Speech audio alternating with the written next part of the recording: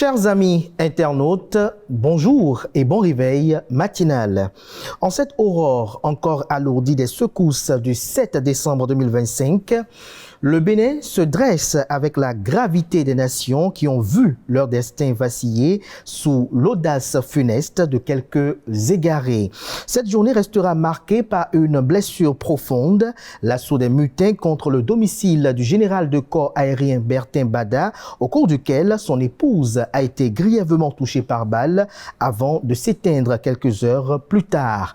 Ce drame, symbole tragique de la barbarie des événements, rappelle avec force le prix humain que la folie anticonstitutionnelle fait peser sur la République. Au moment où l'émotion se mêle à la stupeur, il importe plus que jamais d'interroger les consciences, d'éclairer les zones d'ombre et de rendre intelligible ce que la sidération retient encore dans le silence. C'est dans cette atmosphère de tension maîtrisée et d'espérance lucide que nous recevons aujourd'hui pour vous l'une des figures les plus éminentes de notre édifice institutionnel, Maître Robert Dossou, ancien ministre, ancien président de la Cour constitutionnelle, président du Comité national préparatoire de la Conférence nationale des forces vives de février 1990. Robert Dossou est un artisan majeur de notre ordre juridique. Sa stature intellectuelle et morale impose le respect et demeure un phare dans les heures de trouble. Avec lui, chers amis internautes, nous tenterons de recueillir ses impressions à chaud sur cette journée où la nation a palpité entre l'ordre et l'abîme, de préciser avec la rigueur du droit et la justesse du langage politique la distinction essentielle éventuelle entre le putsch et le coup d'État, mais aussi d'apprécier la portée de l'adresse du chef de l'État, chef du gouvernement, le président Patrice Talon, et d'examiner une question cruciale. Cette tentative avortée de déstabilisation pourrait-elle influer sur le processus électoral en cours et si oui, à quelles conditions? Maître Robert Dossou, bonjour. Bonjour Kader Achirou. Merci Bonjour. de nous recevoir chez vous. Merci de vous porter vers moi. Merci aussi. Alors, Maître Robert Dossou, ma première interrogation, c'est de savoir, hier, lorsque vous avez été téléphoné sûrement par des parents sur ce qui se passait dans votre pays, quels ont été tout de suite les sentiments qui ont été les vôtres? J'ai été envahi toute la journée d'hier par des appels téléphoniques. Comment vous êtes? Surtout que tout le monde sait que je suis voisin du président de la République. Ma résidence est à proximité de sa résidence. Même vous-même, pour vous rendre chez moi, vous avez dû Tout à fait. Traverser des épreuves, je dois dire, faire des contournements. Bon, j'ai été vraiment surpris. J'ai été surpris parce que je ne pouvais plus du tout m'attendre à un putsch dans ce pays. Notre armée avait, par la bouche de son chef d'état-major, à l'époque, en 1990, juste avant la conférence nationale et pendant la conférence nationale, le colonel Vincent Guézodien, alors chef d'état-major général des forces armées, au nom de toute l'armée, a pris l'engagement que l'armée ne se mêlera plus de politique et que les militaires resteront dans leur caserne pour assurer les missions que la Constitution leur a confiées. Donc, et depuis lors, on n'a jamais pu penser à cela. Et hier, je me suis demandé ce qui nous arrivait. Je me suis demandé. Et il me plaît de clarifier la sémantique. Tout à fait. Avant d'y venir sur la distinction qu'on peut faire sur ce que c'est qu'un putsch, ce que c'est qu'un coup d'État, mon interrogation à suivre, c'est de savoir quelles ont été vos émotions lorsque vous avez vu le ministre de l'Intérieur et de la Sécurité publique, Alassane Seydou, effectuer un communiqué à la télévision nationale, et dans la soirée, lorsque vous avez écouté le président de la République? Oui, j'ai été rassuré. J'ai été rassuré et j'ai été vraiment rassuré surtout par l'apparition du président de la République à la télé. J'ai été tenté d'ailleurs d'envoyer un message pour dire mais il faut que lui-même parle. Quand Seydou avait parlé, et je crois que le contenu est correct, il est le garant de notre Constitution. Il est le garant de la stabilité de nos institutions. Il est le garant de la mise en œuvre des lois qui régissent notre pays et il a dit que ça ne restera pas impuni. C'est tout à fait logique. Et vous partagez cette opinion du chef de l'État que ça ne restera pas impuni, bien évidemment. Je suis juriste. Je suis juriste et je dis qu'un putsch est interdit dans l'espace de la CEDEAO. Un putsch est interdit sur le continent africain par les règles de l'Union africaine et même si nous montons jusqu'aux Nations Unies, les résolutions qui interdisent le putsch existent. Mais c'est au sein de la CEDEAO que l'interdiction du putsch a été portée au plus loin. Au plus loin. Le plus loin. Avant d'aller plus loin aussi... Il faut définir. Voilà, exactement. C'est quoi, selon vous, un coup d'État? C'est quoi un putsch? Alors, au jour d'aujourd'hui, nous mélangeons les mots. Mais le putsch, on appelle putsch ou pronunciamento. Pronunciamento parce que ça vient de l'Amérique latine, où c'était les militaires qui faisaient et défaisaient les gouvernements. Je ne vais pas entrer dans ce détail. Pour l'instant, il s'agit de nous. Donc, scientifiquement, on consacre le mot putsch lorsque un organe qui n'est pas investi d'une fonction politique sort de son rôle pour s'immiscer en politique et prendre le pouvoir et gérer le pouvoir, on appelle cela putsch.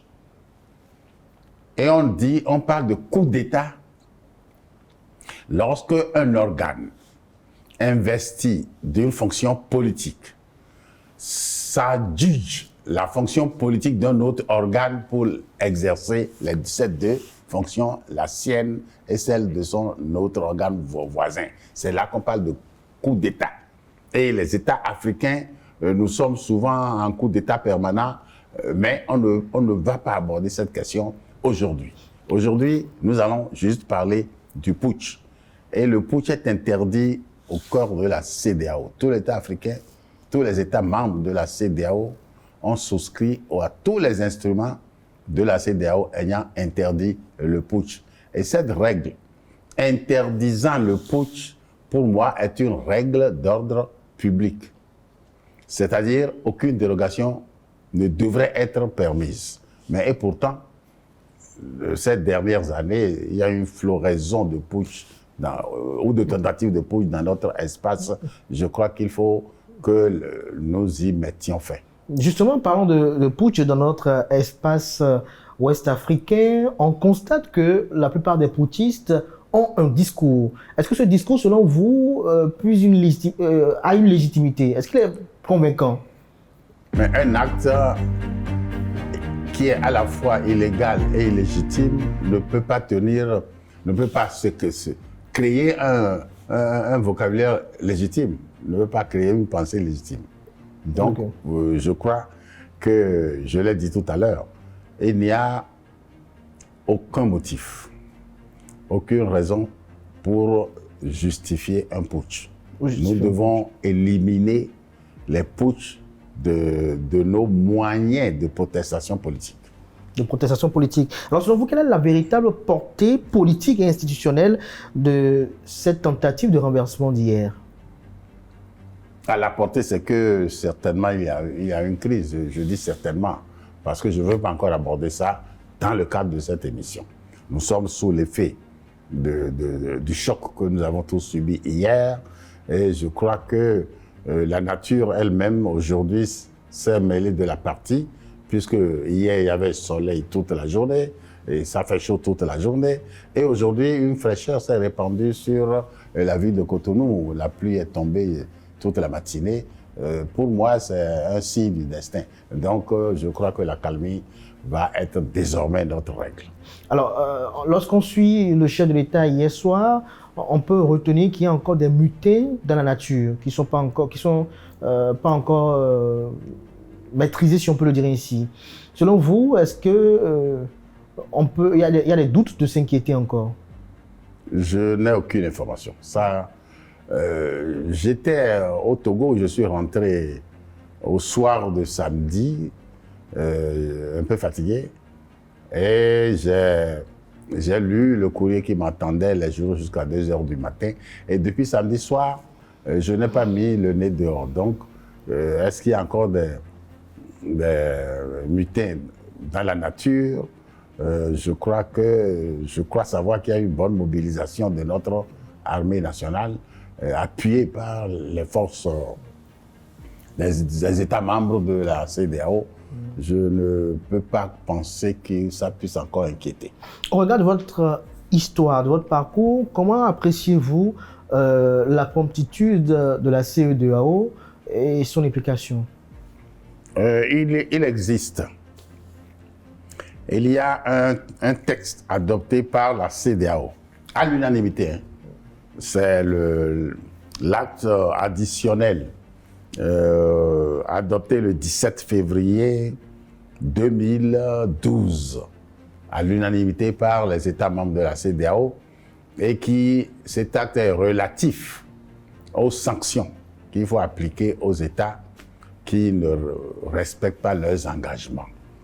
Et dans ce document, il y a l'article 6, paragraphes 14 et 15, qui dit qu'en cas de rupture de constitution, la CEDEAO peut déployer sa force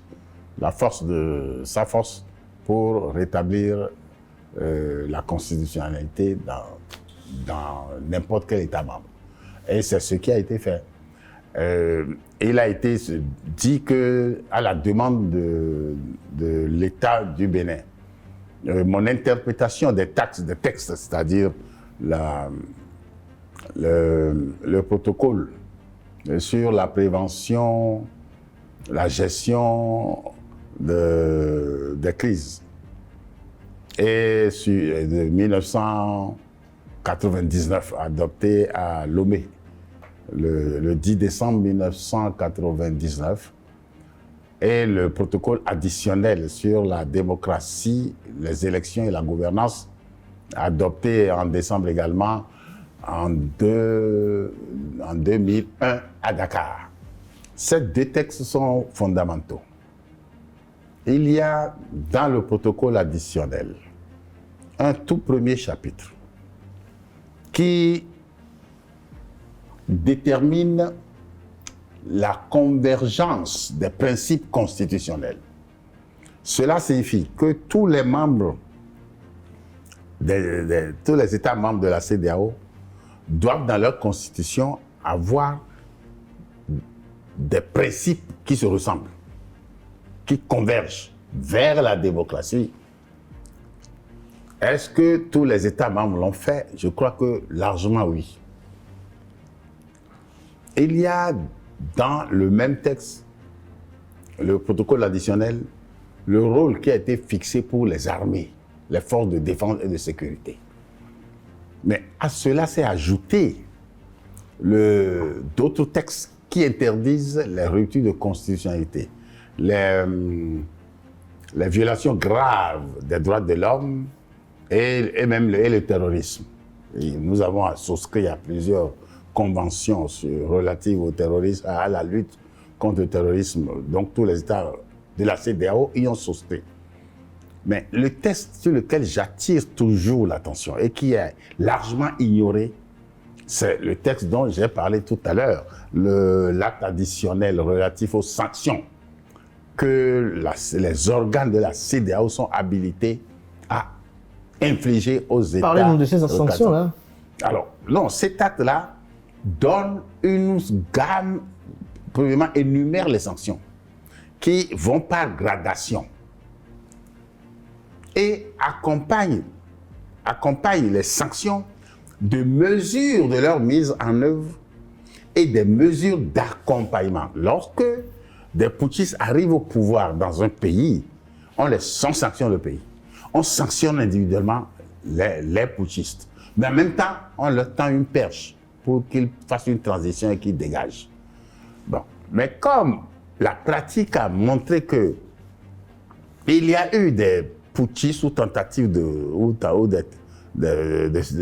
militaires qui ont tenté de faire des putschs et qui ont fait une transition, et qui ont réussi la transition.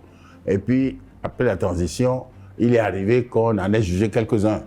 Alors, les nouveaux putschistes, instruits de cela, eh bien, se maintiennent au pouvoir.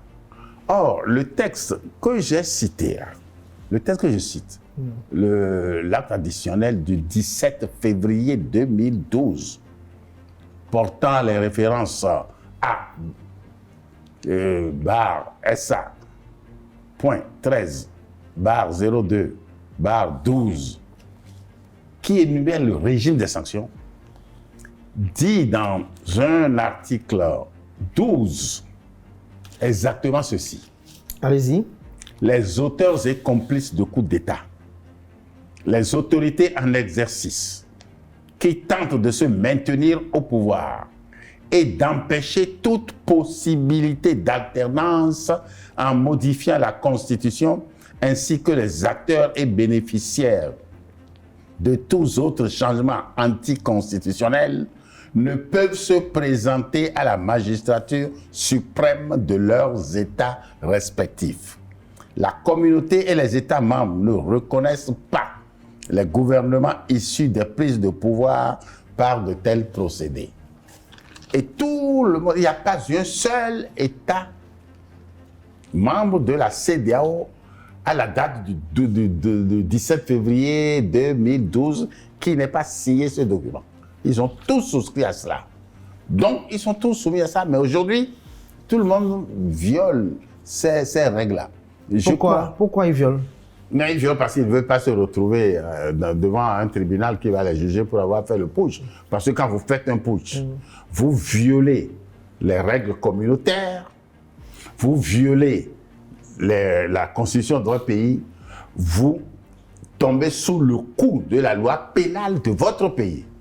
Ils le savent, mais ils ne le savent pas assez. C'est pour cela que désormais, moi, je vais prêcher que ce document-là soit enseigné dans toutes les écoles militaires et qu'on l'enseigne un peu partout.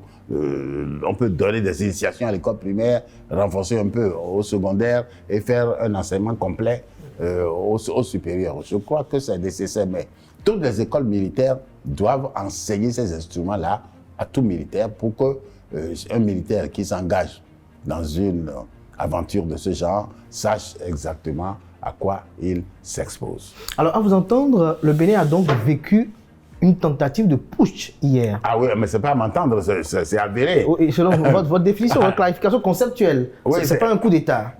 Non, c'est une tentative de putsch. Voilà, et non une tentative de coup d'État. Non, c'est pas une tentative de coup d'État. Merci de clarifier. Non, selon ma conception et ma terminologie, la sémantique à laquelle j'ai été formé et que j'ai enseigné, je l'ai enseigné. Mais j'avoue qu'il y a une évolution sémantique qui fait que les gens appellent coup d'État à tout, ils ajoutent coup d'État militaire, coup d'État civil, coup d'État... Bon. En mettant le qualificatif, on arrive à distinguer. Mais en réalité, il faut bien distinguer l'acte illégal posé par un organe ou une autorité investie d'une fonction politique de l'acte vraiment illégal posé par une autorité, une institution non investie d'une fonction politique. Cette distinction doit être nettement faite. Nettement faite. Alors, Maître Robert Dossou, est-ce qu'au regard du contexte politique béninois, est-ce que c'était prévisible qu'une telle action se produise? Ah non, je vous ai répondu. D'abord, toutes nos lois et le comportement de l'armée depuis la fin de la conférence nationale nous a rassurés. Oui, mais est-ce qu'après... Ça nous a rassurés, mais non, je ne peux pas admettre ni penser que je sois amené par quoi que ce soit à faire appel à la typhoïde pour guérir le paludisme. Non, je ne peux pas parce que pour moi, des militaires qui prennent le pouvoir par un putsch, eh bien, sont obligés de régner par la dictature.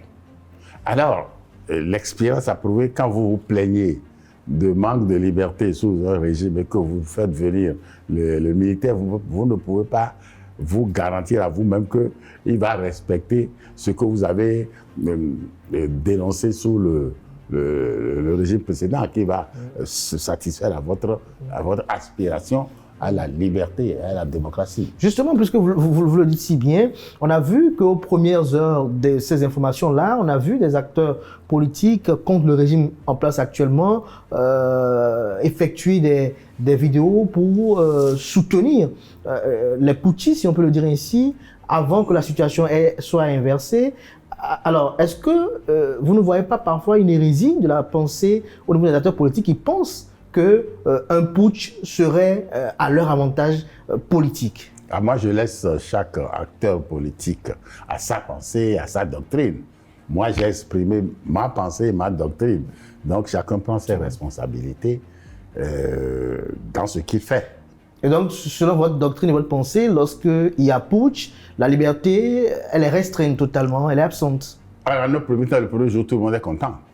Je ne peux pas vous dire le nombre de chants de révolution ou de putsch dans lesquels j'ai promené mes pieds et ma tête. Il y a une chose qui m'a traumatisé réellement, c'est le cas de l'Iran. Il y avait sous le Shah une dictature vraiment féroce. Et vous savez, j'ai été invité à aller en Iran par 2 fois au lendemain du renversement du Shah. Et j'ai parcouru le pays, et j'ai vu l'enthousiasme qui s'était emparé de la population. J'ai vécu ça, j'ai vu cela, mais rapidement, j'ai vu aussi le renversement, la dictature qui est arrivée, les soldats de l'islam, je ne sais plus comment ils les appellent, et ce qui... Alors, voyez-vous, mon choix est clair. Même si la démocratie attrape telle ou telle pathologie institutionnelle, parce que les institutions aussi peuvent attraper des maladies que j'appelle pathologie, c'est-à-dire un dysfonctionnement plus ou moins grave, ou très grave, ou absolument grave. Pour guérir ce mal, moi, je n'irai pas appeler au secours l'armée. Je vais prendre mon mal en patience. Me battre à l'intérieur, parce que chaque démocratie a en son sein les moyens pour se battre pour maintenir les règles de la démocratie. Et si nous ne savons pas recourir à ces moyens, il ne faut pas laisser sa responsabilité sur le dos des militaires. Ils n'ont pas été formés pour ça. Nous devons trouver en nous les voies et moyens pour rétablir ce que nous pensons être pathologique. Et c'est pour cela d'ailleurs que moi je me bats toujours pour que les gens s'expriment librement, qu'il y ait l'écoute de la part des gouvernants de ce que chacun dit. Et si ce que chacun dit, certains disent, n'est pas correct, il faut trouver les voies et moyens pour les convaincre. Si ce que vous entendez tombe juste sur des choses que vous faites et qui ne sont pas estimées bien, alors corrigez-vous. Vous voyez, j'ai beaucoup étudié la pensée de Mao Tse-tung. Et Mao Tse-tung a employé une formule que j'ai retenue et qui s'exprimait, et qui s'exprime toujours de la manière suivante. Il faut être attentif aux critiques. Lorsqu'on vous fait une critique et que ça ne correspond à rien dans ce que vous dites ou que vous faites, alors gardez-vous d'attraper ce dysfonctionnement qu'on vous reproche. Mais si ça correspond à ce que vous faites, alors corrigez-vous. Alors, cette formule m'a toujours plu, je l'ai gardée de telle sorte que quand j'enseignais encore, je me faisais ami des étudiants qui m'ont le plus contesté. parce que quand j'ai exposé un cours, après j'aime qu'on discute de cours. Mais il m'est arrivé que ce que j'ai dit a été contesté par certains étudiants. Et on discute, ils maintiennent leur position. Après, on devient des amis. Il faut rechercher ça. Je crois que ce qui vient de se passer, et qui pour moi, je crois que c'est terminé. Hein, je pense que c'est terminé. Et nous avons tous des leçons à tirer là-dedans. Lesquelles? Non, mais je ne sais pas. Je sais seulement qu'il y a des leçons à tirer. Oui. La première leçon que moi, personnellement, je tire, c'est que jusqu'à hier, je pensais que personne n'oserait tenter un putsch au jour d'aujourd'hui en République du Bénin. Bon, là, je vais corriger ma pensée.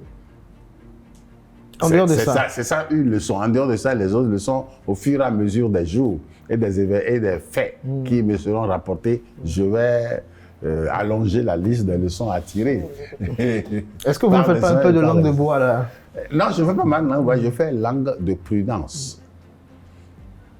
Qui n'est pas informé ne peut pas encore parler.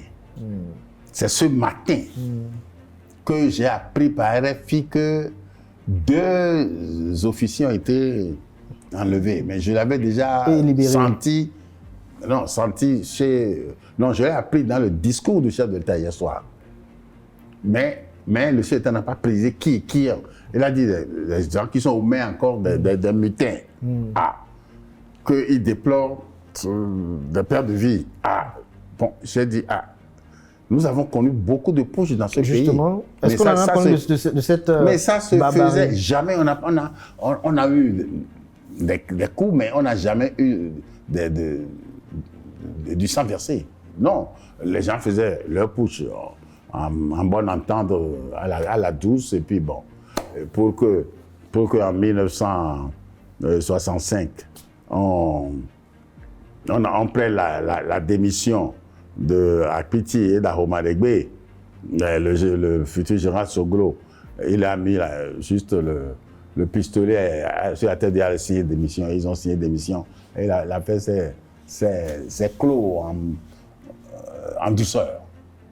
Voilà. Et donc une telle brutalité, elle est inédite dans l'histoire politique du Bénin. Oui, il y a eu un putsch où on a eu une tentative de putsch où un soldat avait été tué, je ne sais plus en quelle année. Bon. Mais pas aussi dur que ce que nous voyons aujourd'hui. Non, ça c'est la première fois et je crois qu'on n'aura pas d'autre fois. On n'aura pas d'autre fois. Non. Et pour qu'il n'y ait pas d'autre fois, est-ce que vous ne pensez pas qu'il faut envoyer un message à l'endroit des gouvernants et de l'armée pour davantage je vous ai dit que... En dehors de ce que vous avez dit, oui, par rapport... Non, on va tirer des leçons de ce dysfonctionnement de nos institutions en Somalie. Que des militaires surgissent, prennent la télé, envahissent la maison de leur chef. La maison de leur chef tire et que l'épouse d'un officier supérieur décède. Je suis vraiment attristé et je présente mes condoléances à tous ceux général de corps. Au général Bada et à tous ceux qui ont souffert de ce qui est arrivé hier. Ça fait aussi être blessé par balle. On n'a pas encore, moi j'ai pas encore le bilan, mais je suis attristé et j'ai bon espoir que plus jamais on aura ça. Est-ce qu'il y a une implication de cette tentative de putsch sur ou j'allais dire une influence sur le processus électoral actuellement en cours au Bénin? Non, je ne crois pas. Nous allons faire l'élection. Je ne crois pas, a priori, je ne crois pas. Mais maintenant, au fur et à mesure, nous verrons les faits, les événements qui vont se produire. Il se peut, j'en sais rien. Je ne sais rien. Je sais seulement que ce matin, 8 décembre 2025, je me préparais à aller à la séance d'ouverture du congrès de l'Association africaine des hautes juridictions francophones. Je me préparais à ça. Et quand ceci est arrivé, j'ai appelé le président de la Cour suprême, qui est le président du conseil d'administration de cette association, pour savoir, tel que les choses se présentent aujourd'hui, et que des vols ont été annulés, est-ce que ton congrès va encore avoir lieu? Et il m'a dit non, il n'y a que 4 participants qui sont arrivés, que tous les autres ont dû descendre plus tôt le matin, pendant que beaucoup se préparaient à prendre leur vol pour arriver à Cotonou. Il a été annoncé par les militaires, les jeunes militaires, là, que les frontières sont fermées. Donc les compagnies se sont abstenues de faire décoller leurs avions. Et j'attends, il y a des vols qui vont arriver peut-être aujourd'hui, mais sur ce fait, le président a de soi fait reporter le congrès.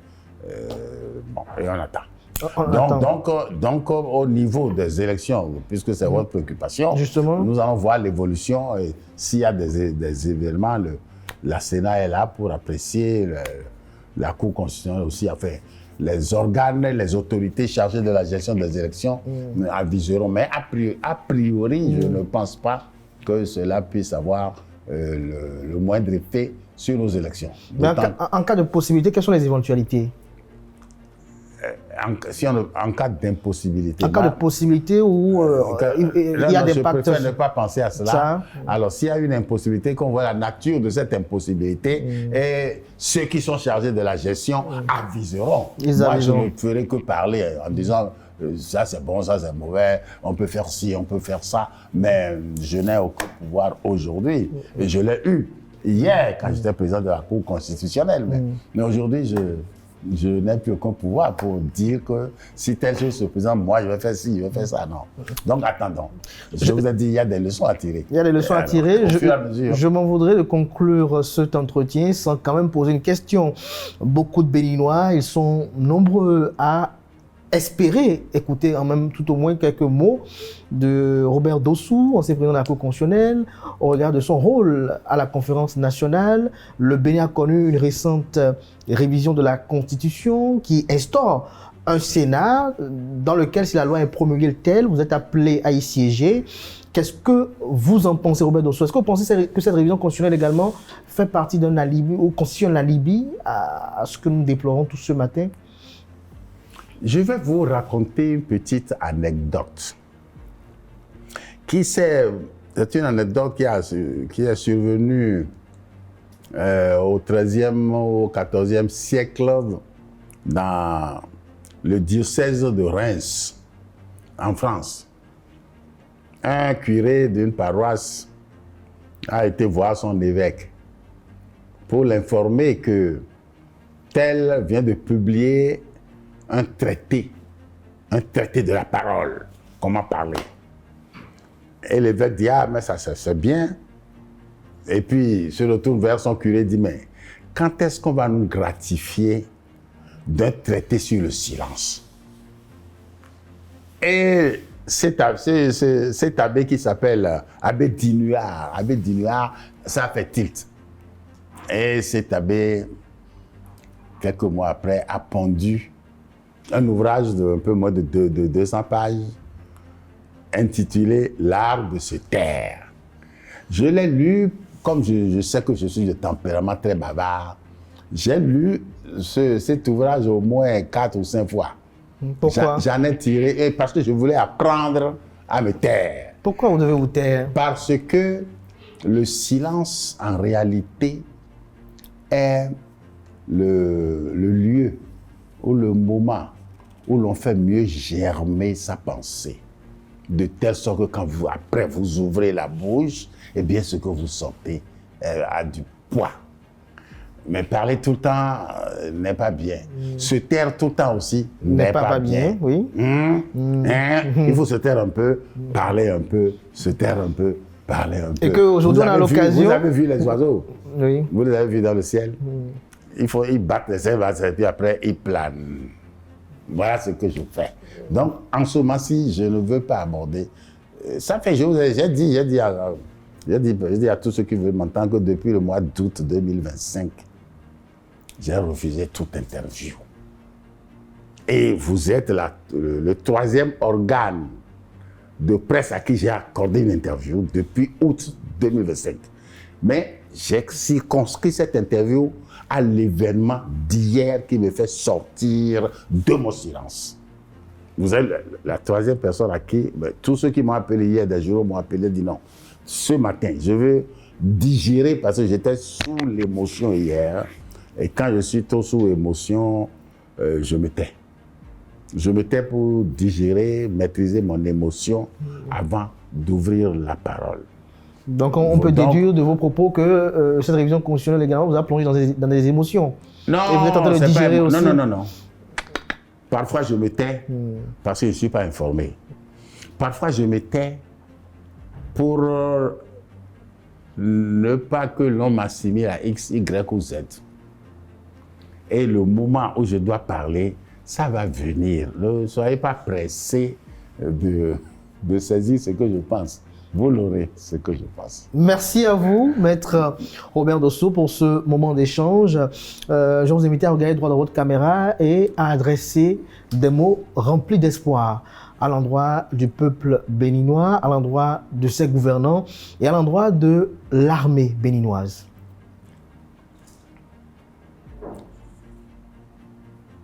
Je pense que, quel que soit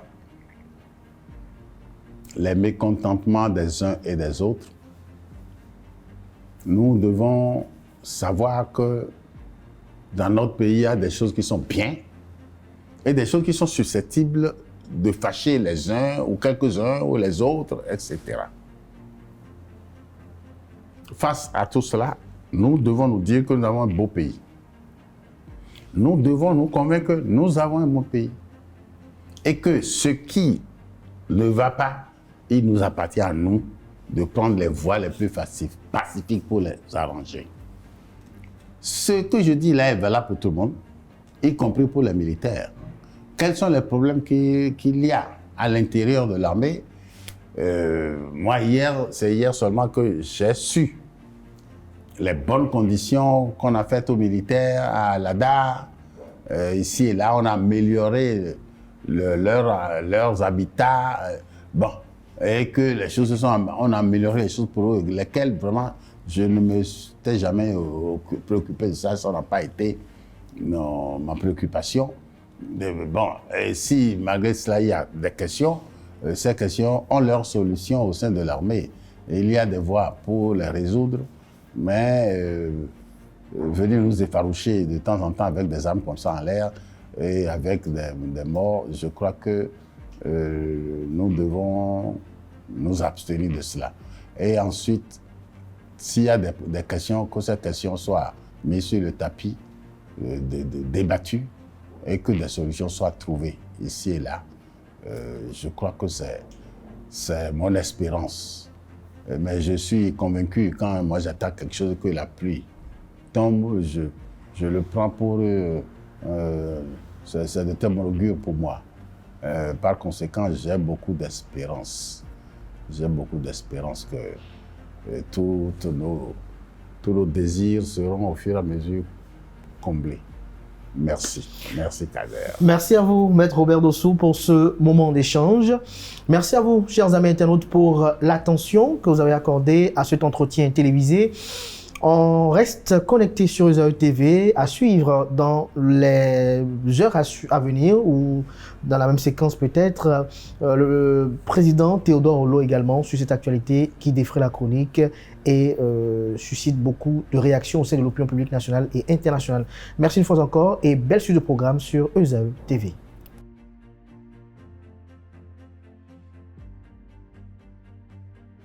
Chers amis internautes, au lendemain des secousses du 7 décembre qui ont tenté de mettre à mal la quiétude républicaine du Bénin, la nation se relève avec gravité et lucidité. Cette journée restera gravée dans notre histoire politique, marquée par la défiance de quelques individus envers l'ordre constitutionnel et par le drame humain qui a endeuillé des familles, rappelant la fragilité et le prix de notre liberté. Après l'entretien réalisé à son domicile avec le président Robert Dossou, nous poursuivons aujourd'hui nos échanges au domicile du professeur Théodore Olo, éminent juriste, ancien ministre et observateur averti de la vie constitutionnelle. Avec lui, nous tenterons de recueillir ses impressions à chaud, d'analyser ces événements à la lumière du droit et de réfléchir aux perspectives pour notre République afin de mieux comprendre comment prévenir de telles tentatives et consolider notre démocratie. Je rappelle pour une fois encore que le professeur Théodore Olo est l'ancien président de la Cour constitutionnelle du Bénin. Théodore Olo, bonjour. Je suis le journaliste, bonjour. Merci de nous recevoir chez vous. Merci pour cette opportunité que vous me donnez pour donner mon opinion sur les événements que nous avons vécus ces temps-ci, pas plus tard qu'hier. Alors, comment avez-vous vécu la journée d'hier du 7 décembre 2025? Non, je voudrais d'abord rappeler que j'ai eu la chance d'avoir été au présidium de la conférence nationale et l'armée s'était engagée à se retirer de la vie politique. Puisque nous avons constaté que depuis notre indépendance, les tensions politiques étaient toujours réglées par des coups d'État militaires, à telle enseigne qu'aucun régime politique n'est allé au terme de ce mandat. Cet engagement de l'armée a été respecté depuis 1990 et même pour un militaire en activité, candidat à l'élection législative ou présidentielle, il fallait démissionner de l'armée pour montrer la rupture qu'il y a depuis la conférence nationale entre la vie politique et le statut de militaire. Cette situation a garanti à notre pays la stabilité politique. Chaque président est allé au terme de ce mandat et la limitation des mandats était respectée et même l'alternance avait régulièrement lieu. On peut être président en exercice, aller aux élections et les perdre. Comme je le rappelle souvent, Kérékou a perdu en 91, paix à son âme, il est parti. Soglo a perdu après un seul mandat, en 96, il est parti. Même le dauphin désigné par le président Lionel et le président Yahi Boni, n'a pas pu franchir le second tour pour montrer le fonctionnement régulier des institutions.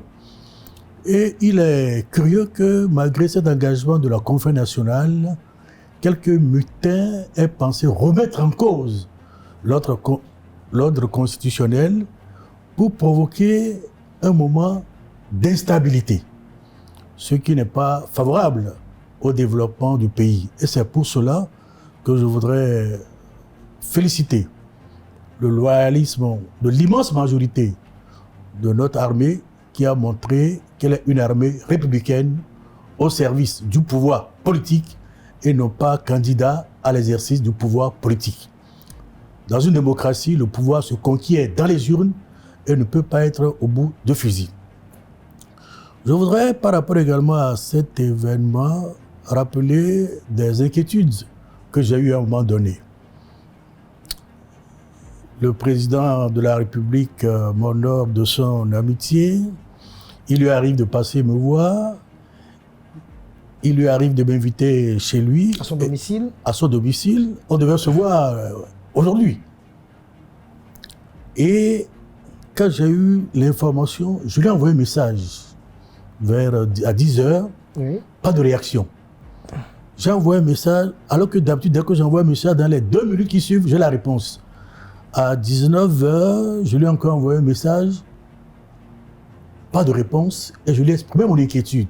Après lui avoir déjà apporté mon soutien par rapport à la situation que nous traversons, en rappelant que la démocratie interdit qu'on arrive au pouvoir par les armes, et que par conséquent, je le soutiens. Même si nous ne sommes pas toujours d'accord, mais c'est la démocratie qui est en jeu. J'ai été un peu rassuré quand il est intervenu à la télé. Oui. Et ce matin, il m'a fait l'amitié de m'appeler.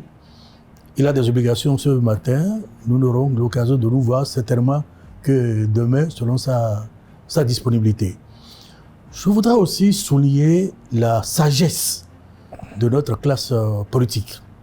J'ai constaté que la plupart des principaux partis politiques, que ce soit les partis de la mouvance que les partis de l'opposition, opposition modérée, FCBE, opposition plus ferme, les démocrates, ont tous condamné le recours à la force pour arriver au pouvoir et prôner le dialogue.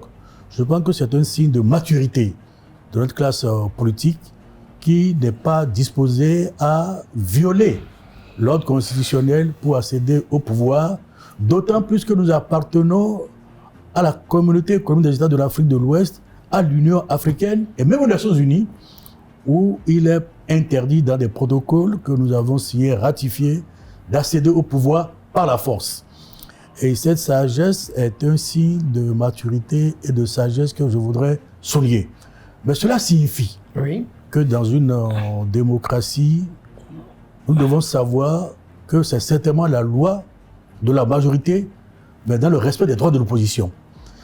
Nous ne pouvons pas toujours être d'accord sur tout. Il y a des diversités d'opinions. C'est le débat contradictoire qui nous permet de trouver la réponse qui préserve le consensus, la stabilité politique et surtout la paix sociale.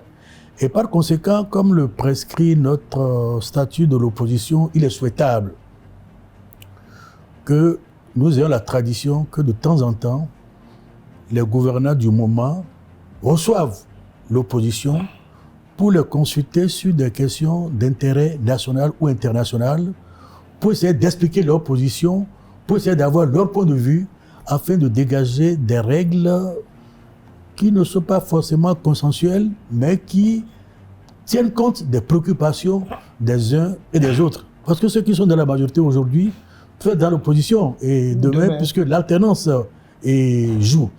C'est l'une des raisons pour lesquelles les différents protocoles sur la bonne gouvernance et la démocratie mettent souvent l'accent sur le caractère transparent, régulier, crédible, inclusif de la compétition électorale. Et cette règle a toujours été respectée jusqu'à tout récemment. Cela permet l'alternance et cela évite que l'on ne soit tenté par la formule de ceux qui pensent que là où le pouvoir ne peut pas être conquis par les unes, il faut recourir à la violence. Or, la violence, on sait quand est-ce qu'elle commence, on ne sait pas quand est-ce qu'elle finit, et les dégâts que cela entraîne pour notre vivre ensemble en harmonie.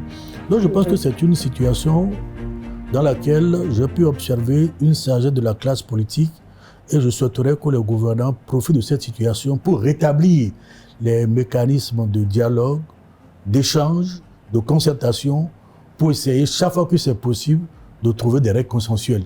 Je ne dis pas que c'est toujours le cas, puisque un gouvernement ou un président a été élu sur la base d'un mandat.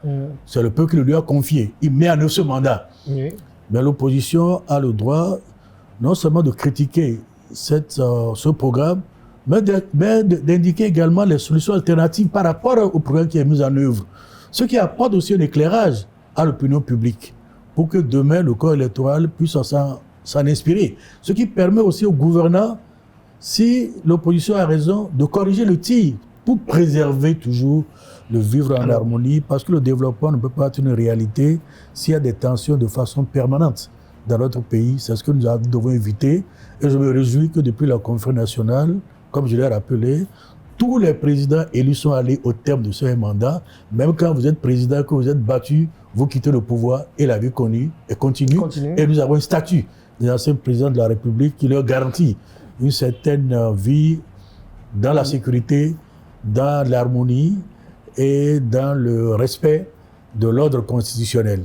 Donc voilà mon opinion par rapport aux événements qui constituent pour moi un signal fort que nous devons capter, comprendre et voir comment établir les mécanismes de dialogue, s'écouter, même si forcément nous ne partageons pas le même point de vue, mais nous comprenons les préoccupations des uns et des autres. Dans son adresse à la nation, hier, le président Patrice Talon a dit que cette action ne restera pas impunie. Qu'est-ce que vous comprenez par là? Je comprends par là que les auteurs seront sanctionnés et les commanditaires de cette forfaiture seraient également sanctionnés. Parce que je suis un démocrate, je ne peux pas accepter qu'on puisse cautionner ou financer des tentatives de renversement d'un pouvoir démocratiquement élu, qui est pratiquement arrivé au terme de son mandat, d'autant plus qu'une disposition phare de notre Constitution a prévu que nul ne peut faire, un président de la République ne peut faire plus de 2 mandats. Et cette disposition de sa vie, non, pas de sa vie au départ, c'est en 2019 qu'on a introduit de sa vie. Et depuis 1991, cette règle a toujours été respectée. Donc il n'y a pas d'inquiétude à avoir par rapport à l'alternance, par rapport au renouvellement de la classe politique. Voilà pourquoi on ne peut pas accepter que malgré ces règles, certains pensent qu'il faudrait peut-être recourir à la force ou à la violence pour accéder au pouvoir, ou alors nous ne sommes plus en démocratie.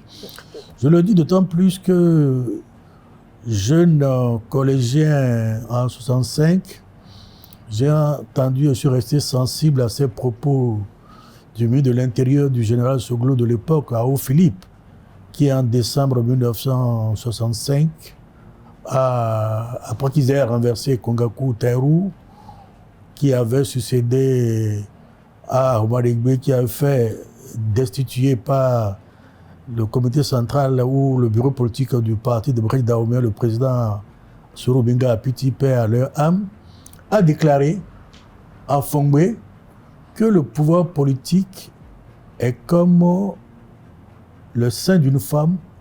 Quand on se met à le sucer, il est si doux qu'on n'a pas envie de le lâcher.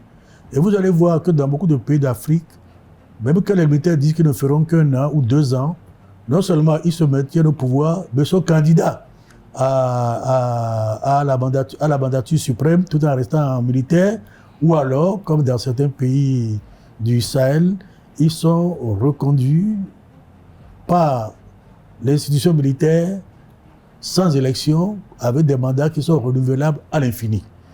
Je ne voudrais pas que le Bénin retombe dans ces travers, que nous continuions à vivre en paix, que la démocratie continue à fonctionner, parce que nous sommes tous fils du même pays, même si nous n'avions pas la même vision des choses, nous voulons tous la prospérité, la paix et la stabilité pour notre pays. Alors, au regard du récit des faits qui sont produits hier, on a le domicile du général de corps aérien Bertin Bada qui a été attaqué, son épouse et sa fille touchées par balle. L'épouse malheureusement, sa femme est décédée. Est-ce que le Bénin a connu un type de coup d'État pareil par le passé? J'avoue que les coups d'État dont j'ai connaissance par le passé n'ont pas entraîné de mort au moment de réalisation de coups d'État. Le seul phénomène dangereux et similaire que nous avons eu, c'est certainement en 1975, avec la tension entre le colonel Kérékou à l'époque et le capitaine Aïpé. Et c'est à cette occasion que la confrontation pour le pouvoir, pour l'essai du pouvoir, a entraîné la mort d'un des compétiteurs. Et sinon, en 1963, quand il y a eu le coup d'État qui a renversé Manga et Apiti, ils ont été envoyés en prison, ils ont été enfermés, ils ne sont pas morts. En 1965, quand il y a eu le coup d'État qui a renversé la coalition à Oumadegbe et Apiti, ils n'ont pas été tués. Quand les jeunes cadres de l'armée ont fait le coup d'État au général Soglo, il n'y a pas eu de mort à ma connaissance. Quand en 1969, le président Zissou a été renversé, il n'a pas été tué. En 1972, quand le conseil présidentiel a été l'objet d'un coup d'État de la part du commandant Mathieu Kérékou, les membres du conseil présidentiel qui siégeaient ensemble à la présidence, à savoir Maga, Wanegbe et Apiti, ont été emprisonnés, mais ils ne sont pas morts. Ce n'est qu'en 1975 que les confrontations pour l'exercice du pouvoir entre militaires ont entraîné la mort. Sinon, je n'ai pas entendu parler d'un coup d'État ayant provoqué la mort d'un des protagonistes. Et là, Bada nous laisse une pensée. J'exprime ma compassion pour cette dame qui est partie. J'espère que sa fille va survivre. Je souhaite beaucoup de courage au général Bada. Ça fait partie des choses de la vie. Je ne souhaite pas que cela se renouvelle. Alors, professeur Lo, vous êtes ancien président de la Cour constitutionnelle. Le Bénin a connu le 14 novembre dernier une révision constitutionnelle. Est-ce que vous pensez qu'il pourrait avoir un lien avec ces événements-là? Je ne pense pas que l'armée soit l'arbitre du jeu politique. Et par conséquent, je dis qu'il ne doit pas avoir de lien, puisque l'engagement pris à la conférence nationale, dont j'étais membre du présidium, est que l'armée ne se mêle plus de champ politique. C'est une question qui concerne les citoyens à travers les partis politiques qui sont les animateurs reconnus de la vie politique. Il n'appartient pas à l'armée de venir trancher ce conflit entre les acteurs politiques. Sinon, ce sera l'échec de la conférence nationale et nous allons nous replonger dans l'instabilité qui a précédé la conférence nationale. Regardez la sagesse du président Kérékou. N'oubliez pas qu'à la conférence nationale de 1990, certains de ses partisans voulaient l'intervention des militaires. À tel enseigne que Monseigneur de Souza, paix à son âme, président du présidium, dit qu'aucun bain de sang ne vienne nous éclabousser. Il y avait ce risque. Et à la fin de la conférence nationale, il était dépouillé de l'ensemble de l'essentiel de ses pouvoirs. On estimait qu'il avait 2 discours. Alors il a accepté des décisions de la souveraineté de la conférence nationale ou passer outre. Il a eu la sagesse d'accepter non seulement les décisions de la conférence nationale. Lorsque j'étais membre du Haut Conseil de la République et du bureau du Haut Conseil de la République, que dans l'ordonnance de mars 90, dans les attributs du Haut Conseil de la République, son secrétaire général du gouvernement, Johnson Gottfried, avait écrit que le Haut Conseil de la République est un organe consultatif. Monsieur de Souza, président du Haut Conseil de la République, m'avait sollicité, moi, grâce d'Almeida Personnam, et moi-même Théodore Rouleau, et certains mon père Valérien, pour aller chez le président Kérékou. Pour dire, c'est pas ce qui a été décidé à la Conférence nationale. On a dit que le Haut Conseil de la République est le Parlement de la transition. Le président Kérékou a appelé Johnson pour dire, mais qu'est-ce qui a été décidé à la Conférence nationale? Et il répond, le Haut Conseil est le Parlement de la transition. Qu'est-ce que vous avez mis dans l'ordonnance que vous m'avez fait signer? Oui, monsieur le président, vous savez, qu'est-ce qui a été décidé à la Conférence nationale? Organe législatif. Qu'est-ce que vous avez mis? Monsieur le président a dit, allez me changer ça. Ça a été changé.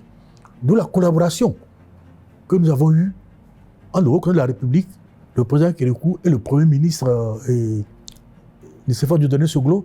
Et vous avez vu que la transition s'est très bien passée. À tel enseigne que même battu à l'élection présidentielle de 1991, le président Kérékou, malgré son silence, non seulement s'est retiré, mais est venu passer service au PLM Alédio lors de la prestation de serment du président Soglo, qui n'a pas pu prêter serment le 1er avril parce qu'il était malade, très malade. C'est le 4 avril qu'il a prêté serment et le président Kérékou est venu au PLM Alédio pour symboliquement la transmission du pouvoir, même s'il n'a pas assisté à la prestation de service. Ce qui fait qu'en 1996, c'est le peuple qui l'a fait revenir. Souvenez-vous, quand avec la fin de ce mandat, certains pensaient qu'il allait modifier la Constitution, il y a eu cette levée de bouclier de Rikatou Madougou. Touche pas ma Constitution. Ça n'a pas été modifié. Le président Kérékou, le président Iboni est venu, on a parlé de révision, on a voté la loi sur le référendum, la Cour constitutionnelle a rappelé qu'il est vrai, la Constitution prévoit qu'on ne peut pas réviser la laïcité de l'État ni la forme républicaine, mais les options fondamentales de la Conférence nationale, à savoir les limitations du nombre de mandats, l'âge minimum pour être président l'âge pour être candidat à l'élection présidentielle, entre autres, ne peut pas faire objet de révision et non plus. Et je constate que dans le test de 2025, il y a eu des dispositions qui ont fait l'objet de décisions de la Cour constitutionnelle du temps de Madame Ouensou, je crois, en 2001, si mes souvenirs sont exacts. Non, pas en 2001, en 2005, quand Yahi Boni était tenté pour être candidat à l'élection présidentielle de 2006,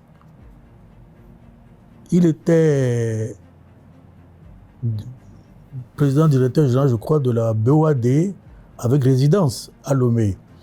Et le code électoral, pour l'exclure, a indiqué que pour être candidat à l'élection présidentielle, il faut être résident au Bénin depuis au moins 1 an. Il est vrai, toute loi à l'époque, avant la révision de 2019, devait être soumise au contrôle de constitutionnalité de la Cour avant sa promulgation.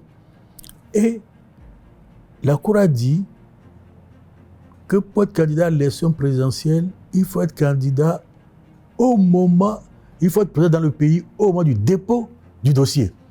Je retrouve cette disposition dans la révision qui a été adoptée en 2025 pour donner une force encore plus importante, pour montrer le souci de garantir la participation du plus grand nombre au processus électoral. Parce que nous sommes tous des citoyens de ce pays et c'est le peuple qui doit choisir ses gouvernants. Et ceux qui remplissent les conditions et qui le souhaitent peuvent solliciter, à mon avis, ce suffrage. Alors, aujourd'hui, cette révision constitutionnelle a été votée. Les parlementaires qui l'ont votée ont parcouru le pays pour expliquer le contenu de ce projet politique, si on peut le qualifier ainsi. Qu'est-ce que vous en pensez de façon sommaire? De façon sommaire, je vais simplement rappeler le processus de l'adoption de la Constitution de 1990. Il est vrai, cette Constitution a été élaborée sur le fondement des recommandations faites par la Conférence nationale.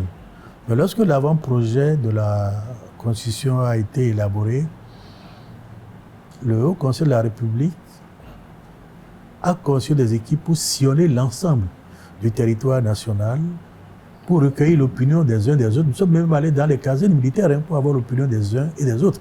J'ai fait partie de la même équipe que le président Aranzo, le père de la Constitution, et Marie-Élise Bédo. Il y a des dispositions à l'époque qui ont été rejetées, dans la grande majorité par la population, entre autres le poste de médiateur et le poste du Conseil des anciens qui devait être la deuxième chambre du Parlement composée des élus des chefferies traditionnelles, des élus des collectivités, des départements et des hauts fonctionnaires internationaux. Donc c'était un conseil pratiquement des sages. Mais à l'époque, l'opinion a trouvé que les moyens financiers, compte tenu de la crise que nous traversions, ne permettaient pas de prendre en compte ces préoccupations. Et les questions sur lesquelles nous n'avions pas eu le consensus ont fait l'objet de questions directement au corps électoral pendant le référendum. Bulletin blanc pour ceux qui acceptaient la Constitution en l'état, exclut naturellement le médiateur et le Conseil des anciens, mais avec l'âge de 40 ans minimum, non de 40 ans révolu et de 70 ans maximum pour être candidat à l'élection présidentielle. Donc on pensait à l'époque que c'était pour écarter les anciens présidents de la République, dont le président Zissou, Maga, Aoumanegbe, qui était à la Conférence nationale et qui avait animé la vie politique et dont les tensions avaient bloqué le pays pendant longtemps. Un bulletin a été proposé par rapport à cette question. De la même manière, il y avait, bien que la Conférence nationale ait parlé de régime présidentiel, il y avait des acteurs, dont mon ami Akindès Sylvain, qui étaient des partisans du régime semi-présidentiel ou parlementaire, qu'il fallait un Premier ministre qui soit le chef du gouvernement. Cette question également a fait l'objet d'un questionnement. Ce qui veut dire que ceux qui étaient d'accord pour la Constitution à l'État prenaient le bulletin blanc, ceux qui sont contre la limitation des mandats prenaient le bulletin vert, et ceux qui sont contre le régime parlementaire prenaient le bulletin rouge. Je crois que le bulletin blanc a été pris à près de 87-88%, le bulletin vert, je crois, 10%, et le bulletin rouge, 2 ou 3%, pour montrer que la question a été posée. Ce qui fait qu'il est beaucoup plus intéressant d'avoir l'opinion des gens, puisque c'est en leur nom que nous voulons modifier la Constitution, avant de procéder à la modification, puisque une fois que la loi est adoptée, même si on va prendre l'opinion des gens, si on leur explique cela, on ne peut plus revenir sur cette modification. Peut-être qu'on aura une autre opportunité de corriger le tir, mais ça aurait été plus utile de les écouter d'abord avant d'introduire ces éléments, parce qu'il peut y avoir des choses positives qui tiennent compte de l'évolution de la situation, comme il peut y avoir des choses que la population ne comprendrait pas, il faudrait lui expliquer et obtenir son adhésion à cela. Alors, professeur Arnaud, je voudrais rappeler oui, que, comme on le dit souvent, la Constitution n'est pas une tâche dressée pour le sommeil. La Constitution prévoit elle-même les modalités de sa révision et en indiquant les points qui ne peuvent pas faire objet de révision. Ce qui veut dire que le reste peut être est révisé. Le reste peut être révisé. On va fermer cette page avec une dernière question. Qu'est-ce que vous pensez des mandats qui sont portés à 7 ans et de l'institution du Sénat en République du Bénin? Un Sénat dans lequel vous êtes appelé à siéger. Oh, écoutez, le Sénat me fait penser déjà au comité des sages qui avait été déjà prévu dans l'avant-projet de constitution.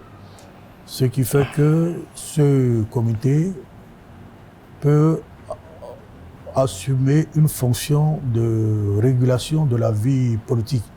Et si vous avez bonne mémoire, vous devez vous rendre compte qu'en 1990, pour la conférence nationale, nous avons dû solliciter le clergé, puisque je faisais partie du groupe de Kourounou, qu'on appelait les jeunes partis à l'époque, qui travaillaient en concertation avec le groupe d'Avrancourt de Kéké ou d'Avrancourt de Djeregbé, qui regroupait les partis d'anciens présidents de la République, les Thévo-Diréens, les Déchenous, qui étaient les partisans les successeurs d'Armand Dégbé, d'Apiti pour Kéké et autres. Et ces éléments, nous avions fait le débat en ce moment, et il avait été convenu que pour la révision de la Constitution, on ne peut pas se lever pour dire que la révision deviendra une réalité. Même quand le Sénat n'a pas pu être créé, cela ne veut pas dire que ce n'est pas utile d'avoir un tel organe. Je disais que quand on avait des crises, c'était le clergé qu'on sollicitait. Je me souviens, quand l'EPI avait été instaurée, ça devait être en 2010 ou en 2011, j'étais à la Cour constitutionnelle. L'opposition, avec Amoussou Bono et autres, avait décidé de boycotter les élections, de ne pas participer aux élections, de ne pas s'inscrire sur la liste électorale, parce que les gens préféraient les inscriptions manuelles que nous faisions à la veille des élections. C'est les anciens présidents de la République qui ont pu servir de médiateurs pour essayer d'apaiser la tension. Et je voudrais rappeler que cette tension apaisée, l'opposition a voulu auditer le fichier électoral. C'était l'OIF qui avait envoyé le général Sangara, un ami paix à son âme, qui était l'expert de l'OIF pour ce genre d'activité. Et si vous vous souvenez, quand en 1994, après la dévaluation du franc CFA, il y a eu un problème entre le gouvernement du président Nsuglo, je n'étais plus aux affaires étrangères, j'étais chargé de relations avec le Parlement, et l'Assemblée nationale, où la majorité, où l'opposition était majoritaire. Parmi les mesures sociales d'accompagnement, il y avait une augmentation, je crois, une revalorisation des pensions, de retraite, des salaires des fonctionnaires et des bourses des étudiants. L'Assemblée nationale a augmenté les taux fixés par le Parlement, par le gouvernement. Cela a créé une tension, le président a dû recourir à l'article 68 de la Constitution, ses pouvoirs exceptionnels, pour mettre en œuvre le budget. Mais en temps, il y avait eu des concertations du président Souglo. J'ai assisté, étant chargé des relations avec le Parlement, qui regroupait les anciens présidents de la République, Aouadegbe, Zinsou, Manga, Paul-Émile de Souza. Monsieur de Souza, en tant qu'ancien président du Conseil de la République aussi, venait. Et j'avoue que même le président Kérékou donnait de sages conseils. Hein, et on avait souhaité que le président Mbodi puisse y participer. Il a estimé que ce n'était pas prévu par la Constitution. Donc c'était un mécanisme informel de gestion ou de régulation. C'est ce mécanisme qui est formalisé avec le Sénat? J'ai eu la chance d'avoir assisté le président Souglo lors de des réunions préparatoires du Forum for Africa qui regroupe les anciens présidents démocratiquement élus d'Afrique. Forum qui a été créé après les réunions préparatoires de Pretoria par le congrès de Maputo. Je l'ai accompagné. Et Chissano, qui était à l'initiative, l'ancien président du Mozambique, qui était à l'initiative de ce forum, en a été élu le président. Le président Souglo a été élu vice-président et Nelson Mandela le président d'honneur. Et il est dit dans les statuts du Forum for Africa que les anciens présidents de la République ne sont pas les concurrents des présidents en exercice. Ils doivent accompagner les présidents en exercice à réussir leur mandat en mettant à leur disposition leur expérience et leur réseau. Et vous allez voir qu'aux États-Unis, par exemple, quand il y a des tensions, le président en exercice des États-Unis invite les anciens présidents et ils échangent, ils écoutent leurs conseils. Et souvent, en France, quand il y a des moments de difficulté, tous les partis politiques et de la majorité parlementaire et de l'opposition sont invités, sauf le parti de l'extrême droite de Marine et Le Pen, qui n'étaient pas invités et qui protestaient. Ce sont là autant de mécanismes de dialogue. Le Sénat peut participer de ce mécanisme. Peut-être que d'aucuns pensent qu'il ne faudrait pas l'appeler Sénat, même si le Sénat vient du Sénatus, qui veut dire Conseil des sages, parce que les membres ne seraient pas élus, n'est pas le problème. C'est la fonction qui me paraît être l'essentiel. Vous avez évoqué la question de la durée du mandat de 7 ans. Je voudrais rappeler que de 58 à 95 en France, le mandat était de 7 ans. Au Sénégal, jusqu'à la révision constitutionnelle de 2000 initiée par Macky Sall, le mandat était de 7 ans. Je crois que dans les pays anglophones, au Nigeria, c'est 4 ans, aux États-Unis, et c'est 4 ans. C'est une question qui m'a préoccupé et j'ai eu le plaisir de recevoir le chef de l'État ici, il y a peut-être une dizaine de jours. Il était assis là où vous êtes assis. J'ai évoqué la question. Et voilà ce qu'il m'a donné comme explication qui m'a fait réfléchir. Vous arrivez avec un projet. Vous n'avez pas les ressources à travers les impôts de votre propre pays. Vous allez négocier pour avoir les fonds pour réaliser le projet sur la base duquel vous avez été élu. Vous allez peut-être mettre 4 ans pour obtenir ce financement. À peine vous commencez ce travail, un an après, vous partez. Si vous avez la chance de voir votre mandat renouvelé, le projet continue. Et j'entends souvent dire aujourd'hui que, par exemple, la route des pêches qui est en construction, l'échangeur de verre de corps qui est en cours, étaient des projets initiés déjà par le président Yahi Boni, le vrai l'État étant en continuité, et que par conséquent, la prolongation de la durée du mandat permet d'avoir un meilleur suivi de ces négociations qu'on a menées. Personnellement, je me suis dit, tant que la limitation des mandats est respectée, je n'ai pas de gêne. Parce que je ne suis plus un acteur politique, ce qui me préoccupe, c'est la stabilité politique de mon pays. Donc je n'ai pas d'opinion tranchée sur la question, je vais écouter les uns, et les autres, peut-être que deux arguments vont peut-être m'amener encore à revoir ma position. Votre position. Est-ce qu'au cours du passage du chef de l'État au domicile, vous l'avez interrogé également sur la trêve politique?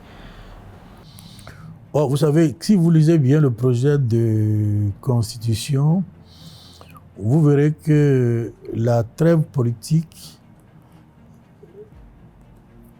exprime une réalité qui n'a pas besoin de s'appeler trêve politique. Comment elle doit s'appeler?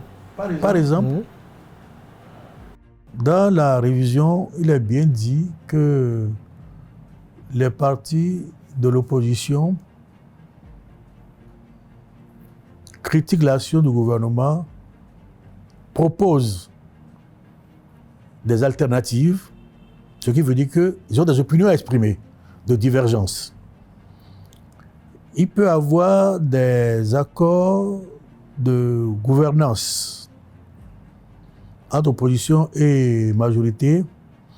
Et dans le cas de cet accord de gouvernance, on n'est plus en campagne électorale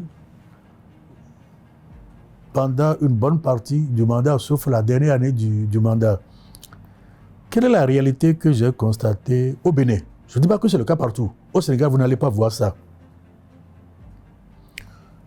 Malheureusement, en tant que Béninois, nous sommes individualistes et c'était déjà dit quand on nous traitait de quartier latin de l'Afrique, on a souligné notre individualisme qui ne nous permettrait pas de nous développer en réalité.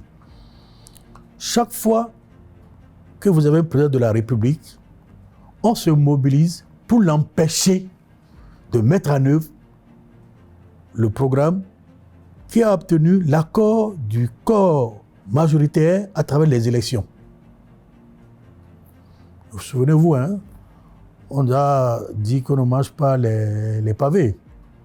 Souvenez-vous, pour la construction du siège du Parlement à Port-Novo du temps de Yahi Boni, on avait même incité les Port-Noviens à ne pas participer à ce chantier. On a dû faire appel à des ouvriers togolais. Souvenez-vous, les mercredis rouges. Non seulement on veut empêcher l'autre de mettre en œuvre son programme. Est-ce que ce comportement est responsable et permet le développement? Je crois que peut-être ce sur quoi il faut mettre l'accent au lieu de parler de trêve politique, c'est de ne pas bloquer l'action du gouvernement, même si on le critique. Lorsque le corps électoral sera appelé à se prononcer, c'est lui qui va trancher. Ce n'est pas une partie du corps électoral qui n'est pas d'accord, va empêcher la mise en œuvre du programme qui a été approuvé dans sa majorité par le corps électoral. Par contre, c'est un élément qu'il faut prendre en compte, mais l'expression trêve n'exprime pas, à mon avis, bien cette réalité, d'autant plus que le texte lui-même prévoit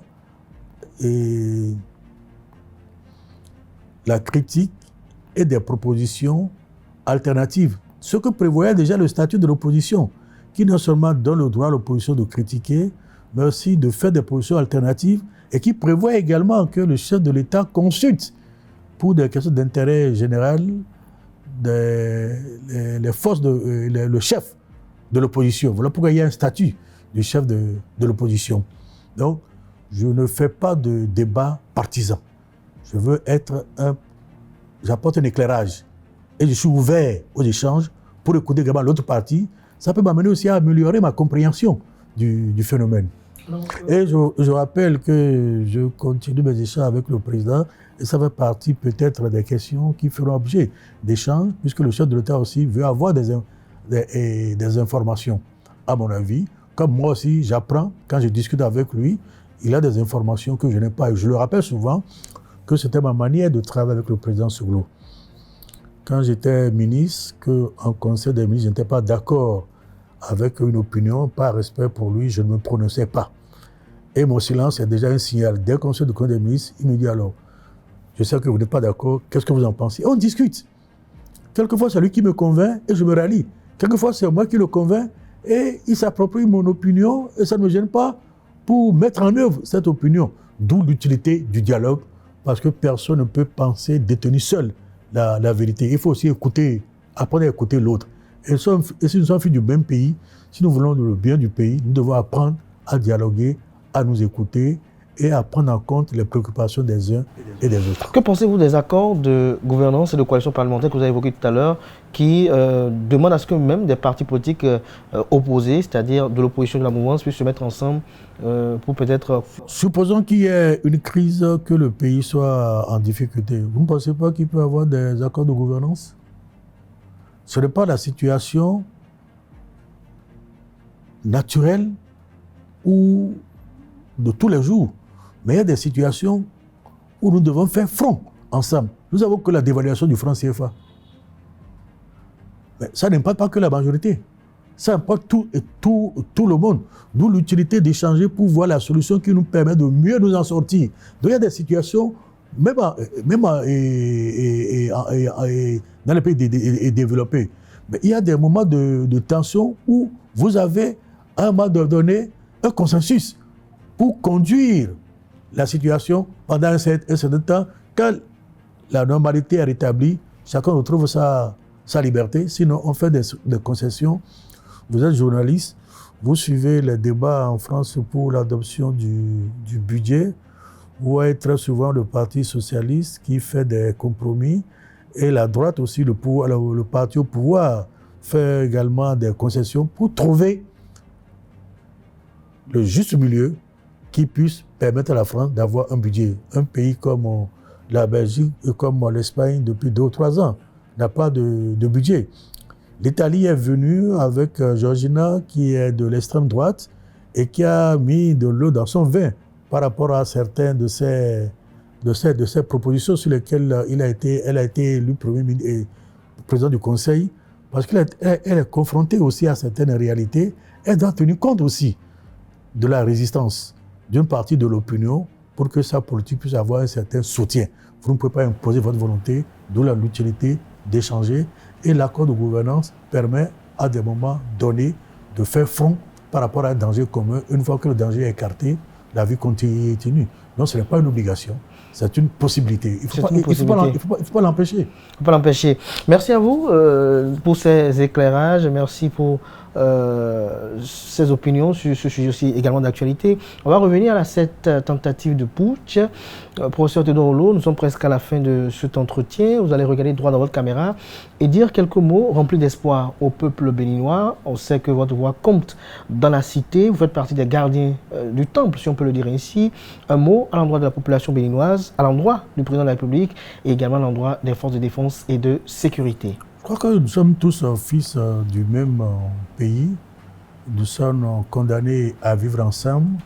Nous devons trouver les règles de concertation et de dialogue qui nous permettent de mieux nous approprier les règles de fonctionnement d'une démocratie et de l'état de droit. Je souhaite que les institutions jouent pleinement leur mission pour que leur arbitrage permette de nous préserver des crises ou des tensions qui pourraient perturber notre vivre ensemble. Et je rappelle qu'en bon catholique, tous les jours, dans mes prières, je souhaite que la classe politique, que nous ayons cette sagesse du dialogue, de l'écoute, de nous approprier les règles de fonctionnement de la démocratie. Parce que l'on n'est pas démocrate, on ne devient pas la pratique. Et nous n'avons pas de culture démocratique. Nous devons avoir cette culture pour connaître les règles de fonctionnement d'une démocratie et les exigences de l'état de droit. C'est l'une des raisons pour lesquelles la Constitution prévoit l'enseignement de la Constitution, des traités relatifs aux droits humains, les chartes de l'ONU, de l'Union africaine, de la CEDEAO. Nous devons aussi apprendre à nous dire que la démocratie n'est pas un long fleuve tranquille. Vous voyez, un pays comme les États-Unis, je crois que c'était en 2020, où le président Trump a lancé ses militaires à l'assaut du Capitole pour empêcher la proclamation des résultats des élections présidentielles qu'il avait perdues. Il est revenu. Et sa politique aujourd'hui soulève aussi des inquiétudes de la part de même certains de ses partisans. Et pourtant, ils ont plus de 2 siècles de pratique de démocratie. Donc, on ne peut pas nous juger à l'aune des règles de fonctionnement des démocraties dans les vieilles démocraties, nous sommes à une étape d'apprentissage. Mais on ne peut pas dire que la démocratie n'est pas de notre culture parce que nous sommes des citoyens et non pas des sujets. Nous avons besoin de liberté et le développement, c'est aussi éradiquer la pauvreté, protéger la planète, c'est assurer la paix et la prospérité aux citoyens. Nous devons mettre ces éléments-là dans le développement. Et si vous lisez les objectifs du développement durable, vous constaterez que ces 4 éléments sont souliés. D'où l'utilité de comprendre que la démocratie... Avant, je disais que la démocratie, c'était le pain et la liberté. Maintenant, j'ajoute les infrastructures, le pain et la liberté. Puisque le président Souglo, le président Talon a eu à dire que l'infrastructure et les routes nourrissent les gens. Parce qu'effectivement, il y a ceux qui travaillent pour construire les routes. Il y a ceux qui entretiennent les routes. Il y a les paysans, lorsqu'il y a des routes, qui peuvent aller vendre leurs produits. Donc ça contribue aussi à la prospérité. Ce qui fait que j'ai élargi ma vision du développement en y intégrant aussi les infrastructures. L'essentiel, est-ce qu'il y a une prospérité partagée? Prospérité partagée. Dernière préoccupation, professeur Olo, est-ce que vous pensez que cette tentative de putsch pourrait avoir un impact sur le processus électoral actuellement en cours au Bénin? Non, je ne pense pas. Avec des mutins encore dans la nature? Il n'y a qu'un seul qui est en fuite. Et vous avez vu qu'il n'y a pas eu de soulèvement dans d'autres régiments. Alors que dans d'autres pays, lorsque ça commence d'abord parce qu'il y a des populations qui manifestent. On a évoqué le cas de Madagascar. Vous avez vu que c'est parce qu'il y a eu des manifestations que les gens sont intervenus. Les coups d'État qui sont intervenus au Mali, c'est avec les mêmes discours que ça a commencé. Des manifestations, et l'armée est intervenue. Ici, c'était le camp plat. Ce qui veut dire qu'il n'y a pas un soutien populaire à cette manifestation. C'est déjà un signe de sagesse. Je souhaite que cette sagesse puisse prévaloir parce que lorsque l'instabilité s'installe, il n'est pas certain que nous puissions continuer à œuvrer pour la prospérité collective parce qu'aucun investisseur ne voudrait dans un pays où il n'y a pas la paix, où il n'y a pas la stabilité. Et donc, il n'y a pas d'impact sur le processus électoral en cours? Je ne le souhaite pas. On peut en tirer leçon pour l'avenir, puisque le processus est enclenché, pour éviter que nos élections ne soient des occasions de tension. C'est des compétitions joyeuses. Le vainqueur reçoit souvent les félicitations du vaincu. Lionel Zinsou, battu en 2016, non seulement a félicité le président Talon, mais a venu assister à son investiture. Je constate aujourd'hui que Lionel Zinsou travaille de temps en temps avec le président Talon pour montrer que nous ne sommes pas des ennemis, même si nous n'avons pas la même vision des choses. Et parfois, même si nous sommes tous filles du même pays, nous voulons le bien-être pour nous tous. Merci à vous, professeur Théodore Olo, pour ce moment d'échange. Merci à vous, chers amis internautes, pour l'attention accordée à cet entretien. On poursuit les échanges pour vous. Restez connectés et belle suite de programmes sur ESAE TV.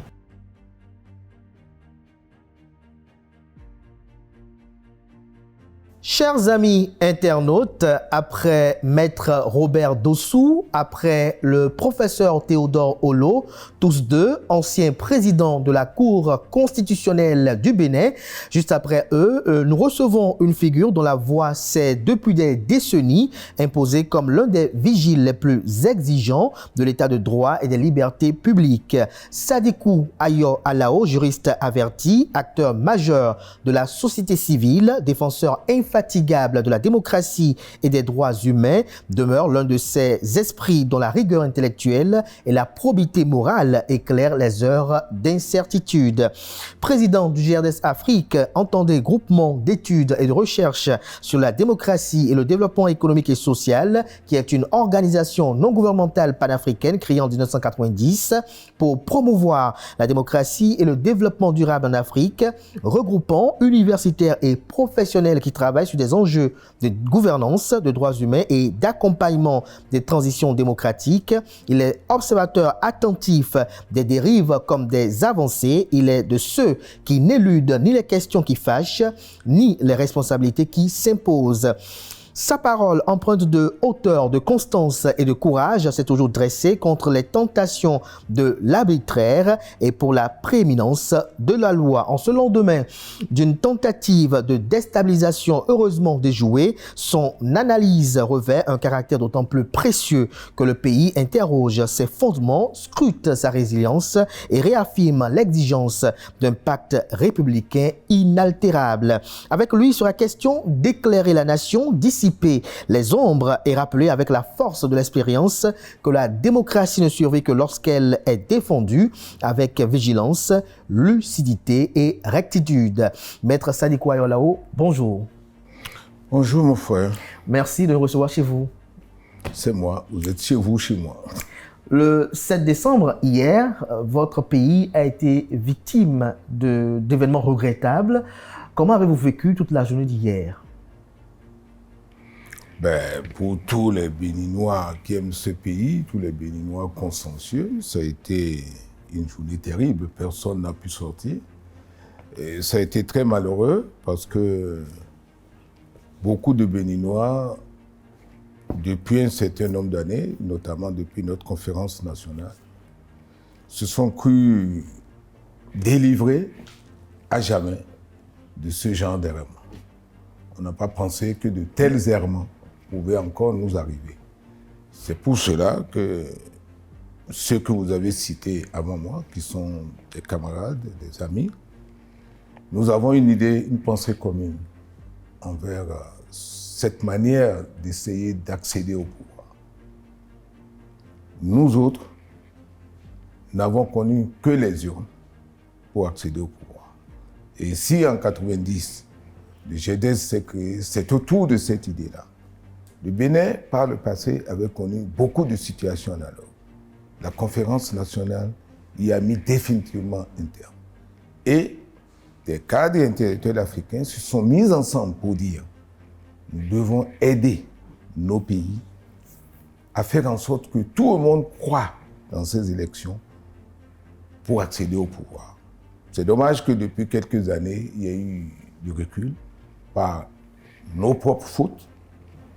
Et il faut être heureux que le Bénin, qui a été le berceau de ces idées dont je viens de vous parler, le Bénin qui a habité le siège du GERDES pendant tout ce temps et qui a donné toutes les facilités au GERDES, je vais au passage remercier le professeur Robert Dossou, frère, confrère et ami, qui, à cette époque, a bien compris le bien fondé de l'idée et en tant que ministre des Affaires étrangères, a fait en sorte que le GERDES puisse bénéficier du premier accord entre une ONG africaine et un gouvernement africain pour promouvoir la démocratie et la bonne gouvernance. C'est ce que nous avons appelé l'accord de siège du GERDES. Donc, quand on assiste dans un pays comme le Bénin à ce à quoi nous avons assisté depuis quelques heures, ça a été triste, mais heureusement que l'épilogue a été quelque peu encourageant, même s'il n'aurait jamais fallu avoir ça. Nous avions dit, ou la conférence nationale nous a dit, plus jamais ça. Et que le Bénin recommence avec ce cycle, je crois que nous devons féliciter toutes les troupes loyalistes, tous ceux qui nous ont aidés de l'intérieur et de l'extérieur à mettre un terme à ça. Et je suis très heureux que tout le monde soit disposé à relever à jamais ce défi. Il faut le relever. Il ne faudrait pas qu'on connaisse encore de tels errements. Alors, vous avez sûrement écouté le ministre de l'Intérieur dans la matinée. Vous avez écouté après le président de la République, Patrice Talon. Est-ce que les assurances qui ont été données vous ont convaincu assez? Est-ce que hier, dans la journée, vous avez tenté de contacter des représentations diplomatiques ou même des confrères à vous à l'étranger? Le GEDES n'opère pas comme ça. Le GEDES répond à ses membres qui se préoccupent de la situation au Bénin et leur a fait partager notre angoisse ou nos angoisses nationales. Mais, sauf ceux qui nous ont appelés Nous leur avons répondu.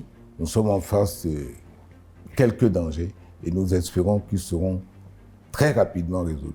C'est vrai que j'ai écouté comme vous le ministre de l'Intérieur, j'ai écouté comme vous le président de la République, et c'est vrai que le président était en colère, et sa colère est légitime, parce que les enjeux sont graves, mais il a mis quand même quelques pondérations. Sa colère était contenue.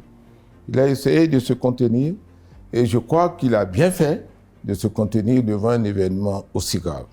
Parce qu'il faut prendre le temps de la réflexion. Il faut prendre le temps de savoir comment faire en sorte que ça ne se reproduise plus. Et c'est en cela qu'il faut le féliciter d'avoir essayé de contenir sa colère. Et quelle est votre appréciation de la promptitude dont ont fait preuve les éléments des forces de défense et de sécurité pour contenir cette mutinerie? Je crois que c'était à la hauteur des relations que le président Talon a pu tisser avec les uns et les autres, parce que ce n'est pas le premier coup survenu en Afrique. Et on n'a pas vu souvent autant de promptitude. Je crois que cette promptitude est à son actif et il faudrait qu'il lègue cette promptitude au Bénin et qu'on en bénéficie pour que de tels coups ne se répètent plus. Parce que nous nous disions après la conférence nationale, plus jamais ça. Il faut vraiment que la gestion post-crise nous permette d'affirmer vraiment du plus jamais ça. Le Béninois doit être à l'aise chez lui. Et c'est le plus important. Alors, dans la journée d'hier, lorsque le domicile du général de corps aérien, Bertin Bada, a été attaqué, son épouse a été touchée par balle, tout comme sa fille. Quelques heures plus tard, l'épouse a rendu l'âme. Est-ce que, de mémoire, vous avez noté dans l'histoire politique du Bénin une tentative de putsch dont on a eu de victimes civiles? Oh, je crois que, vous savez, les victimes collatérales, il y en a toujours eu. Je ne suis pas certain qu'on ait eu de coups qui se soient approfondis de cette manière-là. Mais il ne faut pas tellement remuer le couteau dans la plaie. Et moi, j'ai présenté mes condoléances au général à travers les réseaux sociaux. Je crois que c'est un événement très triste qu'il vaut mieux oublier rapidement. Il ne faut pas remuer le couteau dans la plaie. Il ne faut pas remuer le couteau dans la plaie. Mais aujourd'hui, pour vous, au regard de votre expérience, au regard de votre parcours et de tout ce que vous avez eu à faire à l'étranger, est-ce que vous pensez qu'aujourd'hui, il faut des dispositions spécifiques à prendre au niveau des forces de défense et de sécurité afin de ne plus assister à de telles mutineries? Vous savez, vous soulevez là, en quelques minutes, des sujets énormément complexes. Ce n'est pas dans cet entretien, au cours d'un entretien comme celui-là, que des problèmes aussi complexes et aussi graves peuvent être résolus. Moi, je pense qu'il faut prendre un peu de recul et trouver le moyen de s'asseoir, de réfléchir ensemble pour faire en sorte que les principes posés déjà par la conférence nationale, qui sont très riches et qui ont abordé beaucoup de domaines, nous inspirent davantage. Il faut faire cette rétrospection, voir, parce que la conférence nationale a bénéficié de nos mauvaises expériences en matière de push et a eu à prendre des dispositions à cet effet. Il faut qu'on relise ces pages-là et qu'on s'asseye entre nous pour que définitivement nous nous assurions que personne dans le futur, quelle que soit la durée, ne s'amusera à recourir aux armes pour tenter de prendre le pouvoir. Nous sommes tous des fautifs. Que ce soit ceux qui dirigent ou ceux qui ne dirigent pas. Nous sommes tous des fautifs. C'est des choses qui n'auraient dû jamais se passer chez nous. Et il faut reconnaître notre responsabilité collective. Alors, est-ce que dans la journée d'hier, vous avez tenté de joindre Patrice Talon ou des proches à lui? Malheureusement, je n'ai pas le moyen de joindre le président de la République. Vous allez quoi là-haut? Oui, je n'ai pas les moyens de le joindre. Je vous le dis, aussi bête que ça puisse paraître. Mais par contre, j'ai des amis qui, eux, peuvent le joindre. Et je crois que ces amis-là savent ce que je pense de tout ce qui s'est passé de mal hier. Vous avez rompu le contact avec lui ou qu'est-ce qui s'est passé? Je n'ai jamais eu le contact direct avec le président de la République. Je suis tout à fait navré. Et pourquoi? Je suis comme ça. Je ne cherche pas à établir le contact, mais si j'ai besoin de lui, je lui écrirai. Et je lui dirai ce que j'ai à dire. Ça m'est arrivé au début de son mandat. Il ne m'a jamais répondu. Que pensez-vous de la promptitude également manifestée par l'armée nigériane? Ça, c'est le savoir-faire du président de la République qui a maintenu d'excellentes relations. Et ces excellentes relations lui ont permis d'avoir une réaction très rapide du Nigeria. Parce que de toutes les façons, si quelqu'un veut noyer le Bénin, ça ne peut être que le Nigeria. Et si quelqu'un veut sauver le Bénin, ça ne peut être que le Nigeria. Ils sont à deux pas. Si nous entretenons de bonnes relations avec un tel pays, le Bénin ne peut pas être un pays malheureux, à moins que le Nigeria lui-même n'existe plus. Alors aujourd'hui, est-ce que vous pensez qu'il n'y a plus d'inquiétude? Il est souhaitable qu'il n'y en ait pas de ce côté-là. Et nous devons tous faire en sorte qu'il n'y en ait pas. Du plus petit au plus grand. Du président de la République, dont la colère est légitime, jusqu'à nous qui ne représentons que nos personnes respectives ou que nos associations. Nous devons tout faire pour qu'il n'y ait pas d'inquiétude. Et c'est pour ça que je vous disais tantôt que la colère du président de la République, telle qu'affichée, était légitime, mais elle était contenue. Et c'est comme ça que les hommes d'État doivent se comporter. Donc selon vous, Patrice Talon s'est bien comporté? Il a contenu sa colère. Et c'est très bien ainsi. Il faut que ça continue comme ça pour le plus grand bien de tout le monde.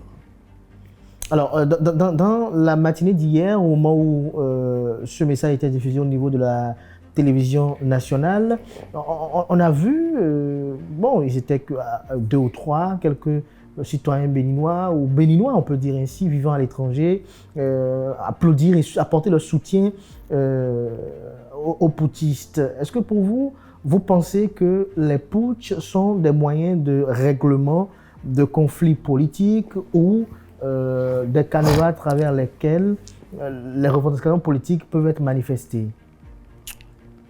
Qu'est-ce que vous pensez de ces attitudes de ces citoyens-là également? Vous m'avez posé la question une fois, déjà ici. Oui. Je vous ai répondu en toute sérénité. Pour nous, au JADES, il n'y a pas de choix entre les dictatures, entre les régimes autoritaires. Donc, ceux qui prennent le pouvoir par la force sont par essence des gens qui veulent instaurer un régime autoritaire. Et vous m'avez demandé si nous avions un choix. Je vous ai dit non, on ne choisit pas entre les autoritaristes. Nous sommes des démocrates. Le peuple doit être libre de parler et de choisir ses dirigeants. C'est des fondamentaux. Lorsqu'on se soustrait à ces fondamentaux, évidemment, il y a des crises. Nous n'avons pas le choix entre les régimes autoritaires. Nous sommes pour la paix sociale, nous sommes pour la cohésion sociale. Et d'ailleurs, c'est cette cohésion régionale qui a permis au président Talon d'avoir le soutien du Nigeria. Il faut que la même cohésion sociale règne au Bénin. La même cohésion sociale, il faut qu'elle règne au Bénin. Il faut qu'elle règne au Bénin. Celle qui règne dans la sous-région, qui nous a permis d'avoir le soutien de nos frères, ça doit régner au Bénin. Donc, pas d'extrémisme, pas de régime autoritaire. Que pensez-vous des coups d'État, des putschs qui constituent une arme pour certaines personnes qui se disent acteurs de la lutte contre la France-Afrique? Écoutez, vous savez, pour ces aventures-là, il y a un âge. Lorsque nous étions au lycée, au cours du début de nos études universitaires, on nous disait que pour les communistes, le pouvoir est au bout du fusil. C'est vrai. Mais après avoir pris le pouvoir au bout du fusil, il faut pouvoir faire développer, faire manger, faire vivre son peuple. Et c'est le plus difficile.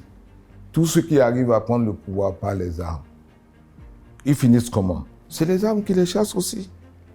Le plus important pour un peuple, c'est de bien vivre. Et tous ceux qui veulent bien diriger leur peuple doivent s'assurer que ces peuples-là vivent bien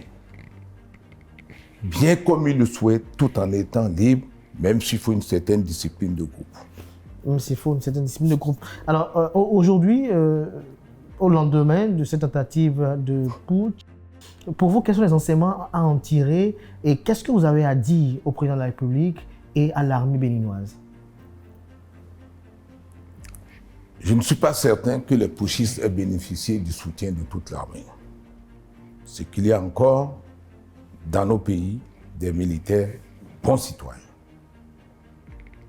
Mais il faut retenir, et les bons citoyens et les mauvais citoyens, en griffe, sont tous les fils d'une même nation. Et lorsqu'on est président de la République, on doit les gérer tous. Les bons citoyens, les bons fils, un père de famille a des enfants très bons.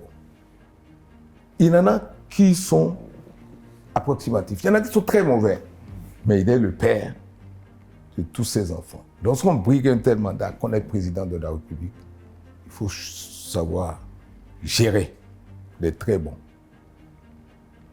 les moyens et les médiocres.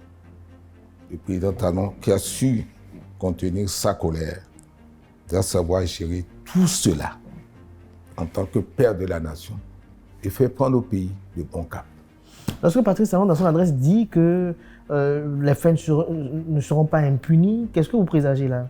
C'est le minimum qu'il puisse dire. Mais une fois qu'il se sera reposé, qu'il aura réfléchi à tout ce que nous disons là, il saura que sa colère doit être mesurée pour le plus grand bien de son pays. Il n'est pas seul. Nous sommes plus d'une dizaine de millions. Est-ce que vous pensez que cette tentative de putsch a ou aura un impact sur le processus électoral actuellement en cours au Bénin? Je crois qu'il faut éviter de mélanger les problèmes. Parce que le processus a lui ses errements, ses avantages et ses inconvénients. Je crois qu'il faut gérer le push tel qu'il est. Si les Béninois pensent que ça devrait avoir une incidence sur le processus, lorsque le père de la nation va décider de consulter, de discuter avec les uns et les autres, il s'en rendra bien compte. C'est à lui de prendre cette initiative-là. Puisqu'il a contenu sa colère, il doit consulter les uns et les autres. Et ce serait très bien que ce soit un sujet de consultation et non un sujet pour lequel le fondateur d'une ONG se permet de dire non, c'est trop léger, c'est trop profond. Il faudrait que tous ceux qui pensent au Bénin en bien s'asseyent et voient si une répercussion est possible. Maître Sadiko Ayalao, je m'en voudrais de conclure cet entretien puisque vous êtes de ceux qui parlent très rarement, un peu comme Maître Robert Dossou et le professeur Théodore Olo.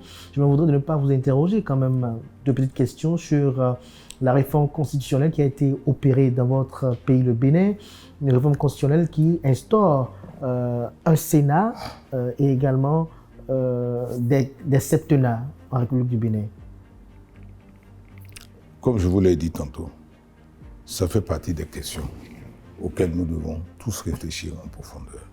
Si le père de la nation, le président de la République le souhaite, il posera le problème à son élite. Et chacun pourra lui dire ce qu'il en pense.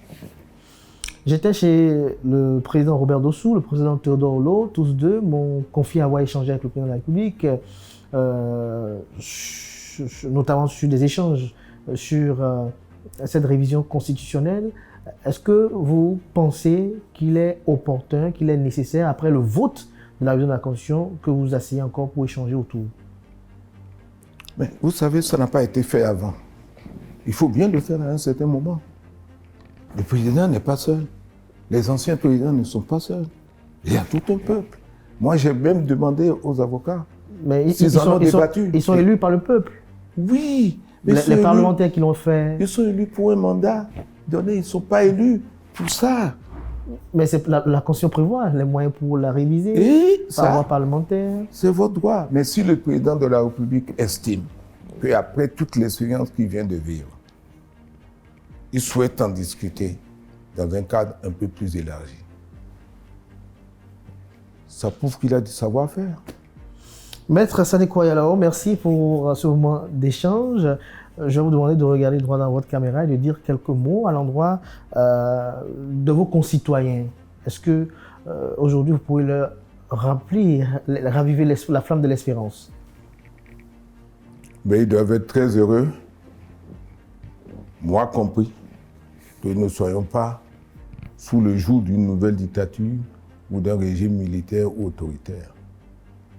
Je crois que les Béninois ont suffisamment payé et le moment est venu pour que le président qui a dit qu'il ne sera pas candidat pour un 3e mandat nous aide à aborder cette nouvelle entreprise du nouveau mandat dans la paix et la sérénité. Ce serait le plus important, qu'il nous aide à poser cette pierre pour que les autres régimes puissent se succéder sans aucun problème. Merci à vous, Sadiko Ayalao. On aura d'autres moments d'échange parce que la période ne s'y prête pas pour qu'on puisse quand même revenir sur cette révision constitutionnelle beaucoup plus en fond et également parler de la présidentielle de 2026 afin que nous puissions en savoir davantage. Quelle est votre posture politique quant à cette élection présidentielle? Le moment n'est pas opportun pour ça. Merci à vous, chers amis internautes. J'étais avec Sadiko Ayalao, le président du GEDES Afrique. Merci de votre attention et belle suite de programmes sur ESAE TV.